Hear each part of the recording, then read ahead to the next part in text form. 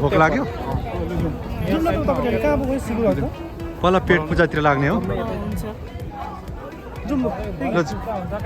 Peggy यो के को लाइन हो हामी चाहिँ अब फुल हेर्नका लागि बस कुरिरहेको छौँ बस चढेर जानुपर्ने भयो त्यही बस वेटिङमा हो बसको लाइन बसको वेटिङ साकुरा फुल हेर्न जाने हो फलफुल कम्पनीको छेउबाट आउने 114 नम्बरको बस चढेर इछनसम्म लाग्यौँ र इछनबाट चाहिँ 21 नम्बरको बस चढेर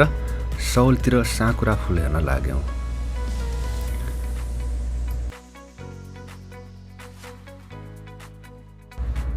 बिदाको टाइम हो नि त साथी हो बिदाको टाइममा सुत्ने र उठ्नेको ठेगानो हुँदैन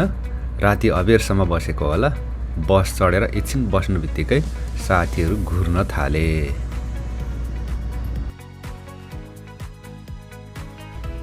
पौने घण्टाको सहज यात्रापछि हामी आफ्नो गन्तव्य स्थलमा पुग्यौँ र फुलहरू एकदम मनमोहक तरिकाले फुलेको रहेछ साथीहरू फटाफट सेल्फी खिच्न थाले र हाम्रो सुलभ सल्टीले चाहिँ बिहानकोले छोडे जस्तो छ भोक लागेको इसारा गर्दै हुनुहुन्छ भोक लाग्यो पहिला पेट पूजातिर लाग्ने हो पेगी आजको दिनको सुरुवात पेट पूजाबाट सुरु गर्ने भनेपछि सबैजना सल्लाह गरेर हामी रेस्टुरेन्टतिर लाग्यौँ रेस्टुरेन्टमा चाहिँ के खाने भनेर यहाँ सरसल्लाह हुँदैछ यता र सबैको सरसल्लाह अनुसार नेपाली स्वादसँग ठ्याक्कै मिल्ने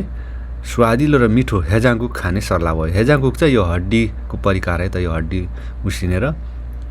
एकदमै मिठो हुन्छ हड्डीबाट बनेको परिकार हो भनेर बुझ्दा हुन्छ र भोक लागेको बिहानदेखि र यो त्यसै पनि यो स्वादिलो हेजाङकुक तातो झोलसहितको यो हड्डीको सुप बटाबट हामी खानातिर लाग्यौँ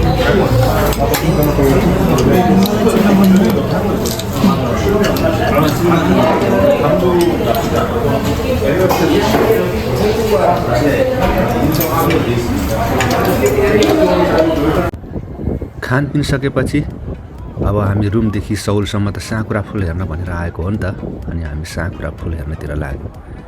यो लोते टावरको छेउमा रहेको यो ताल वरिपरि साकुराको फुल साँच्चै रमाइलो रहेछ हो म त पहिलोचोटि यो जम्सी लगाएको तपाईँहरू पनि हेर्नुहोस् है त